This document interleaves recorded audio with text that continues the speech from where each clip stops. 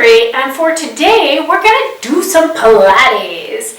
And we're going to do this in 2 parts. So for today it's like the beginning part of a Pilates class, and I'll talk you through it as we go. It's a little bit more detailed than what we did at the beginning of the challenge. It's a little more detailed than just your regular old everyday core class.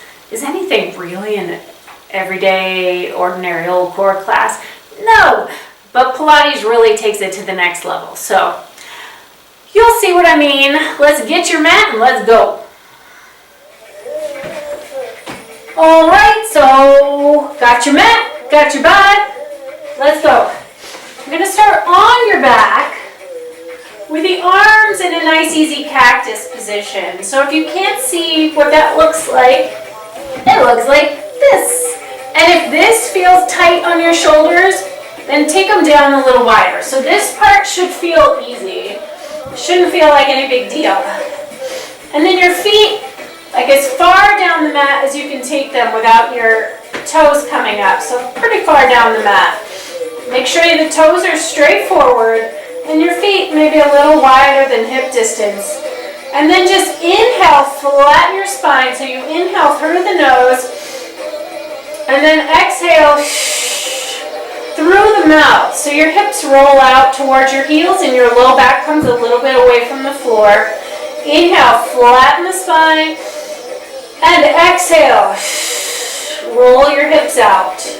Inhale, flatten. So you're really moving through the spine just a little bit. It's really good for you. If you have back pain, this will help alleviate it in most cases. If it really hurts, you go to your doctor, of course. Inhale, flatten. And if you don't have back pain, this will help prevent it. Isn't that nice? Pilates is great. I like to call my Pilates classes like Body Therapy 101. And then I had some clients back in the day who would call my Pilates classes Merlates. I kind of like that too. Anyway, so you inhale through the nose, and when you exhale forcibly through the mouth. So that engages your diaphragm, and that's your uppermost core muscle. And you can feel it pressing down on the abdominal wall. Inhale and exhale. And then just fall to a nice neutral position between the 2 extremes. Inhale here and exhale. Again, pressing down, so nothing moves really. You're pressing down here, but you're also going to engage your pelvic floor. So you're pressing up. Inhale, loosen everything, and exhale. So it doesn't look like anything is moving, but just by breathing that way and by engaging your pelvic floor, you're pressing down with the uppermost core muscle and up with the lowermost core muscle. So you're squeezing your core. And just so we're clear, your core is all the muscles, front, back, middle, that support your spine. So the point is that you teach your spine how to stay nice and lengthened, and then you teach the muscles how to hold it in that position. It's really cool. Inhale, exhale, pelvic floor, and inhale, exhale. Take the fingertips towards the ceiling. Inhale, pull your shoulders away from the floor. Exhale, press them down and make the back of your neck longer. So we just woke up the diaphragm and the pelvic floor, and you want to keep them going for the whole entire Pilates segment. So if you don't think about those things, they won't work. And you won't hurt yourself, but it's just not as effective. So you want to use your mind to control what your body is doing. Because let's face it, we are hardly as aware of what's going on in our bodies and otherwise as we could be. There's always room for improvement, especially in this area. Hold it here. Inhale your arms alongside your ears and pull your rib cage down. Reach the fingertips long and then lead up and engage the pelvic floor and the diaphragm. Make sure your glutes are not firing. So you want it all belly and core. Inhale, lengthen down, pull the rib cage down. Exhale, curl and reach up 2. Inhale, lengthen down, rib cage down. Exhale, curl and reach up 3. Don't forget about that pelvic floor. Inhale, lengthen down. Exhale, curl and reach up 5. Inhale, lengthen down. Exhale, curl and reach up 6. Inhale, down. Let's see if you can get your shoulder blades higher up off the floor, scooping out the belly, but not using the glutes. Those glutes, they like to help a lot. We want to leave them out of it. Inhale, lengthen down, and this one stays up. You're going to inhale, circle your arms down, head neck long to the floor. Exhale, straight over the top, still with the diaphragm and the pelvic floor. Inhale, circle down. Exhale, straight over the top. Pelvic floor, go, go, go. Inhale, circle down. That's a very useful muscle group, by the way. And inhale, circle down. Exhale, straight over. Inhale, circle down. Exhale, straight over. Inhale, circle down. Exhale, straight over. One more like this. And each time you go back, reach your fingertips longer, and each time you come up, rib cage comes higher. Now you're going to reverse. Inhale, lengthen down, rib cage down. Oops, circle around and up. Inhale, lengthen. Exhale, circle around and up. Inhale, lengthen. Exhale, circle up, get those shoulder blades up, look past your knees. Inhale, lengthen. You want to make sure you're looking forward, because if you're looking up, you're going to make your neck work too hard. It can work a little bit, but you don't want to do it most of the work. 2 more. Circle up, and lengthen back. And now your shoulders should feel nice and open. Stay up here, belly a little bit warmed up, hands behind your head and neck. And this time bring your feet in close to your glutes. So keeping your head and neck up, you're going to take one hand and literally feel that your low back is pressing down. So pull your belly down, hold it there, and just lift your feet 2 inches without moving your back. Now put your toes back down without moving your back. And exhale, and down. And exhale, and still with the diaphragm and the pelvic floor. Each time you exhale, and down, and down. When you're sure your low back isn't moving, then you can take your hands back behind your head and see if you can get your shoulder blades up. Now the biggest mistake here is people think that they need to make it like a big movement in order for it to work, and that's not true. The smaller the movement is for this, the more challenging it will be. And down. And once you feel like you have your low back under control, you can add an upper body curl. But again, it's not a big movement, and it will be more tempting for your low back to arch off the floor when you come down. So make sure that you don't let it. 8 more.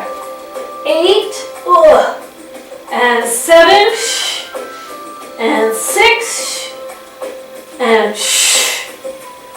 And 4. And 3. And 2. And 1. Go ahead and lengthen down. Nice long spinal elongation. Reach your right arm and your right leg long from the torso. Left arm, left leg long from the torso. Both arms, both legs, reach, reach, reach. Make your body as long as you possibly can. And then hug your knees into your chest. Rock it out side to side.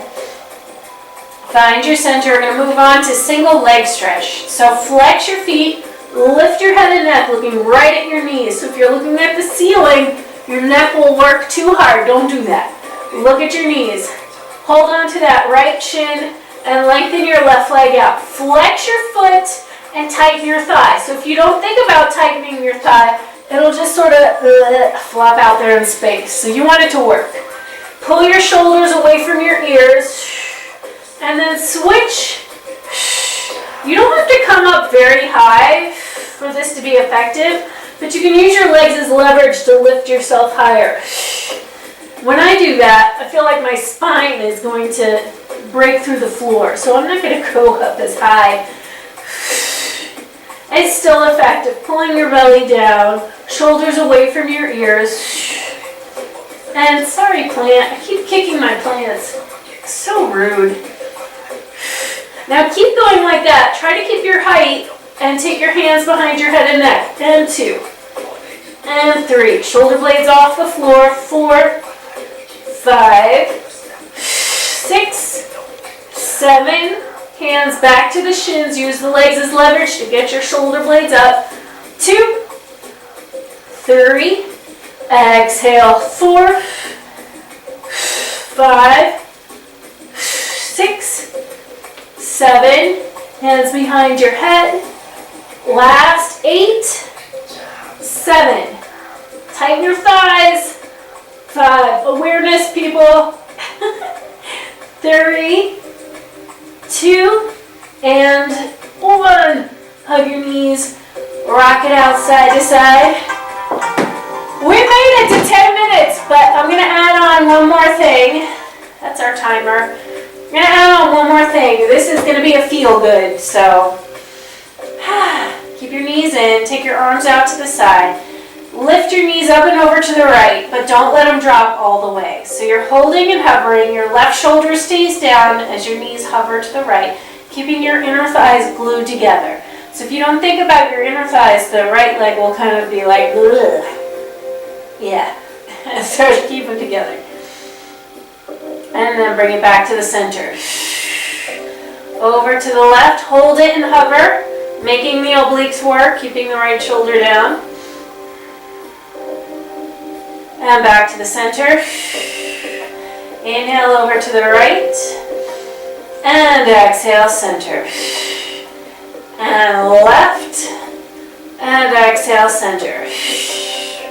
And right. And exhale, center. And left. And exhale, center. Now we're going to add a leg extension. So inhale to the right. Extend your left leg out. Keep your knees together. Really flex your foot. And then exhale everything back to the center. Inhale over to the left. Extend the right leg out. Knees together. Flex the right foot. Right shoulder down. Exhale back to the center. It's a lot going on, but it is a feel-good exercise. It's a perfect mix of strength and flexibility work. Over to the left. Extend the right leg out. Flex it. Knees together. And in. Over to the right, extend the left leg out. Exhale everything back to the center. Over to the left, extend the right leg out. Exhale everything in. One more time each side. Right, extend the left leg out. Exhale everything in. Left, extend the right leg out. And everything in. Now, leave your arms where they are and just circle the thigh bones in the hip sockets and let it move through your low back and your hips. So you feel your low back press into the floor and move away. You're basically just stirring your hip sockets with your femurs. It's so good for your low back and your hips. It should feel pretty good too. Not everything has to be uber painful in order for it to be productive. I'm all about productivity. It's my thing. And switch directions. And 2. And 3. And 4. 5. 6. 7. And 8. Okay. Now you can rock back and forth. Whee! To sit up. It's not supposed to be that funky noise in the middle, but hey, some of us have weird spines. That's okay. So that was your intro to Pilates. We'll do another Pilates video in a couple days, and we'll get a little more into it then. Whoop, whoop. All right. See you tomorrow. Bye.